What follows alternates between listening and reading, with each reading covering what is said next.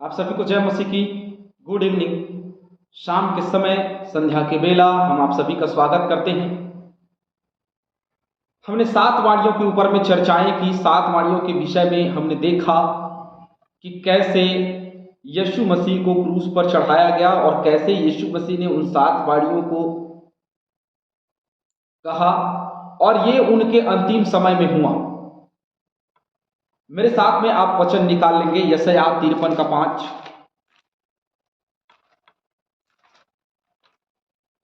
उसने कहा, हे पिता इन्हें क्षमा कर, क्योंकि ये नहीं जानते कि ये क्या करते हैं। एक अद्भुत,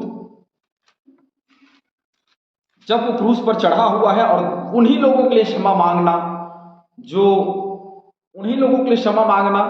जो जिन्होंने उसको क्रूस पर चढ़ाया, ये एक बहुत कठिन काम है। लेकिन उसने एक काम किया, इसलिए नहीं कि वो परमेश्वर का पुत्र है, इसलिए कि वो परमेश्वर की इच्छा को पूरी करना चाहता था। उसने कभी अपने, जैसे अय्यूब के दिनों में, अय्यूब की किताब मेरे साथ में निकालेंगे,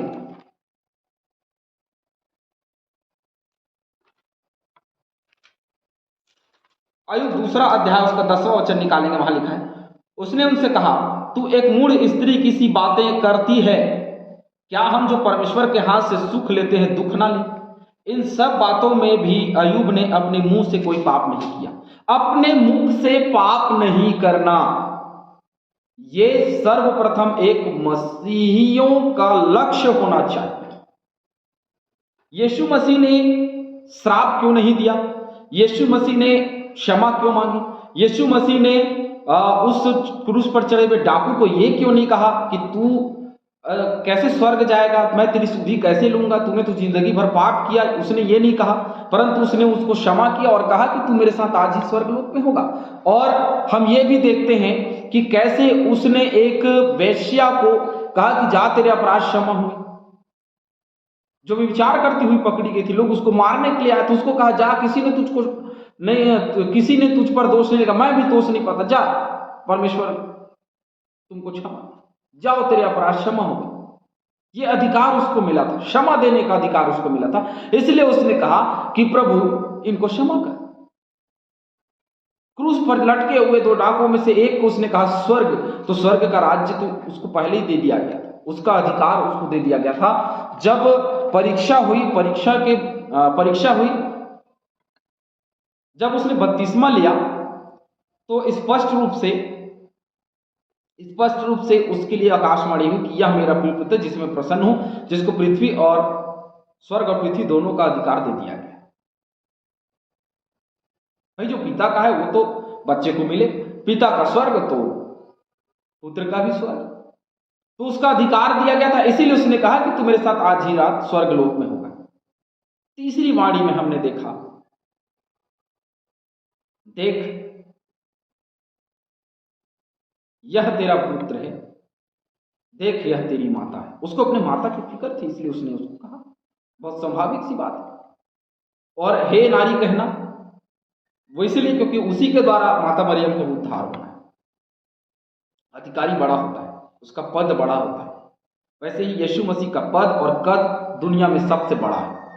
चाहे वो माता मरियम हो, चाहे यूसुफ हो, चाहे हम हो, आप हो, चाहे कोई भी हो, चाहे उसके बाप दादा अब्राहम हो, सबको उसी के नाम से उद्धार पाने की जरूरत है।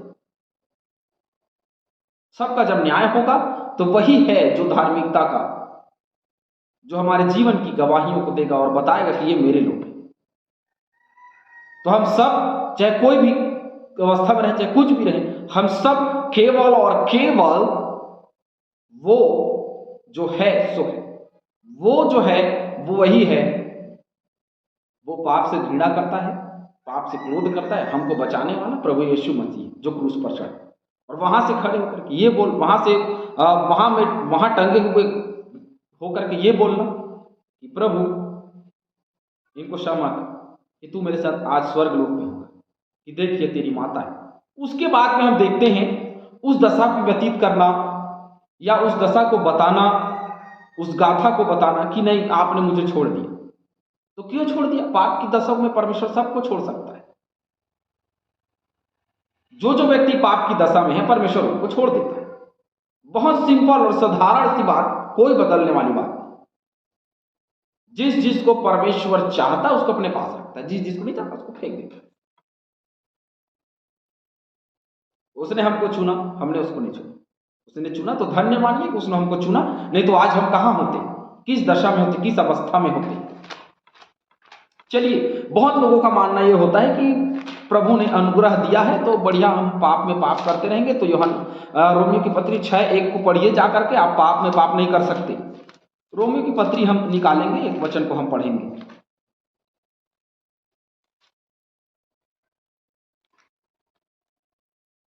अतः अब जो मसीह यीशु में है, 8:1 पढ़ेंगे। अतः अब जो मसीह यीशु में है उन पर दंड की आज्ञा नहीं, जो मसीह यीशु में है उन पर दंड की आज्ञा नहीं है, और जो मसीह यीशु में नहीं है उन पर दंड की आज्ञा है। बहुत साधारण सी बात है, लेकिन दंड प्रभु यीशु मसीह को क्यों मिला? क्योंकि वे शरीर के अनुसार नहीं पर आत्मा के अनुसार चलते।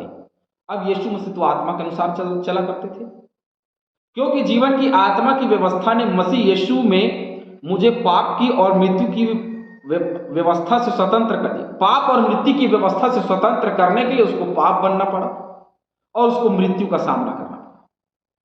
भाई देखो, कोई कीचड़ में उतर कर ही या कीचड़ में धंस के नहीं, परंतु भाई देखो, कोई कीचड़ में फंसा हो और बोलोगे हाथ में कीचड़ नहीं लगे, मैं उसकी मदद करूंगा, तो कीचड़ तो लगेंगे। वो इस जगत में उतर गए, उस कीचड़ में, उस पाप के दलदल में उतर गया और निर्दोष रहा, और उसने लोगों को निकालना आरंभ किया। और आज भी लोग निकल रहे हैं। क्यों निकल रहे हैं? क्योंकि उसने ये किया। उसकी इच्छा थी कि वो पाप के दशा में क्रूस पर लटकाया जाए। पापी नहीं था, लेकिन पाप उसके जीवन में था। उसके जीवन में मतलब लदा हुआ है पाप, है ना। वो पाप को अपने कंधे में लेकर के चल रहा है, हृदय में नहीं। हृदय में उसके पाप नहीं भैया, वो तो निर्दोष निष्कलंक, उसकी गवाहियां हुई हैं, हम सब जानते हैं, और उसकी गवाहियां लगातार हुई है ना। तो अपने कांधे पे उसने लिया और अपने कांधे पे लेकर के क्रूस पे चढ़ गया। कितना बोझ उस क्रूस पे है, कितना बोझ यीशु मसीह के कांधे पे है, कितना बोझ उस समय उसके जीवन में है कि उसको छोड़ दिया। और इसलिए उसने कहा छोड़ दिया। स्वर्ग का अधिकार उसे मिला, इसलिए वो कह पाया कि तेरे पाप क्षमा होंगे। वो कह पाया कि तू आज ही मेरे साथ स्वर्ग लोक में होगा। लेकिन व्यथा भी, दशा भी, दुख और तकलीफ भी उसके जीवन में रही। वो ये कि पाप जब उसके कांधे पर था तो परमेश्वर ने उसको छोड़ दिया, क्योंकि पाप से घृणा करता है परमेश्वर। चाहे उसके लिए सब बराबर है, चाहे उसका पुत्र हो चाहे कोई भी। ठीक वैसे ही हम उस शिक्षा हमको वहां से मिलती है कि वैसे हम अपने जीवन में देखें, चाहे कोई भी रहे, कितना भी बड़ा रहे छोटा रहे, हम सबको एक समान समझना है।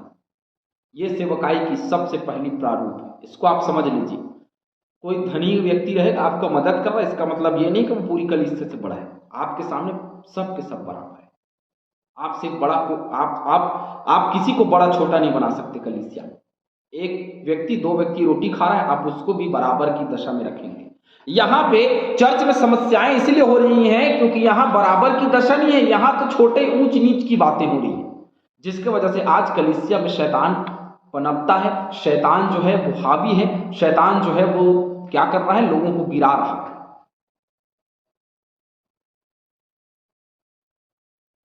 पहला पत्रस 1:19 मेरे साथ में निकालेंगे।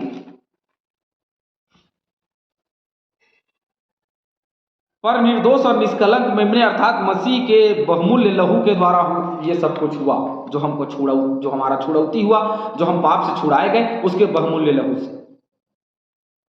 आगे हम देखते हैं, वो कहता मैं प्यासा हूं। किस चीज की प्यास है उसको? किसी चीज की। बहुत लोगों का मानना था उसका लहू बह रहा था, तो लहू बहता है तो फिर प्यास लगती है, तो उसको प्यास लगी होगी। हम भी जब ब्लड देने जाते हैं तो थोड़ी सी प्यास लगती है, तो हमको जूस दिया जाता है। अरे भाई, उसको प्यास आत्मा की है, उसकी आत्मिक प्यास है। नहीं तो सिरका नहीं पी लेता, है ना। वो सिरका ही पी लेता भाई जब उसको प्यास लगती। प्यासा व्यक्ति गंदा पानी पी सकता है, लेकिन उसको वो प्यास नहीं थी, उसको प्यास थी आत्मा की। जिन लोगों ने उसको देखा, समझा, उन लोगों ने ही उसको क्रूस पे टांगने के लिए मान लिया, तो प्यास तो रहेगी। फिर कहा पूरा हुआ, उसका काम ही पूरा हो गया।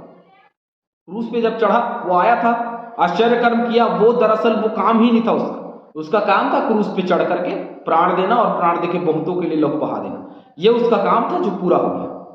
इसलिए उसको इत्मीनान, संतुष्टि थी। क्या मुझे और आपको ये संतुष्टि है? और यदि नहीं है तो मुझे और आपको उसकी संतुष्टि की आवश्यकता है। मैं और आप संतुष्ट हो जाए। और ये संतुष्टि तब आएगी जब मसीह यीशु का वचन मेरे जीवन में होगा, जब मसीह यीशु मेरे जीवन में होगा, तब मैं कह पाऊंगा कि मुझे आज संतुष्टि है कि मैं अपनी दौड़ पूरी कर चुका। आखिरी वचन, मैं अपनी आत्मा तुझे सौंपता। उसने अपनी आत्मा सौंप दी। क्या मैं और आप अपनी आत्मा सौंपने के लिए तैयार हैं? और यदि हैं तो फिर हमको आवश्यकता है, मुझे और आपको आवश्यकता है। प्रेरितों के काम 17 निकालेंगे, एक आखिरी वचन हम देखेंगे आज की क्लास में। प्रेरितों के काम 17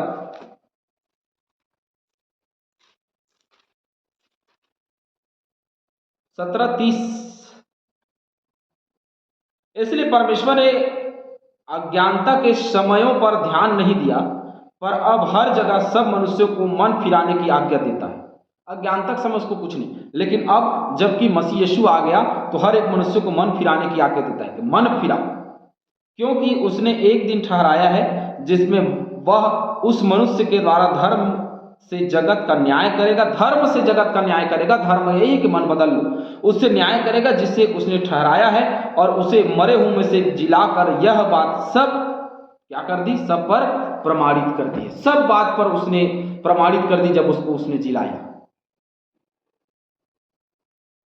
7 वाणियों के ऊपर ध्यान देने की आवश्यकता है। अपनी जिंदगी को 7 वाणियों के जैसे भी बिताएंगे तो परमेश्वर के हर एक वचन को हम मान सकें। सभी बात एक चीज पर लागू होती कि तन मन धन से परमेश्वर से प्रेम है। परमेश्वर हम सभी को आशीष दे।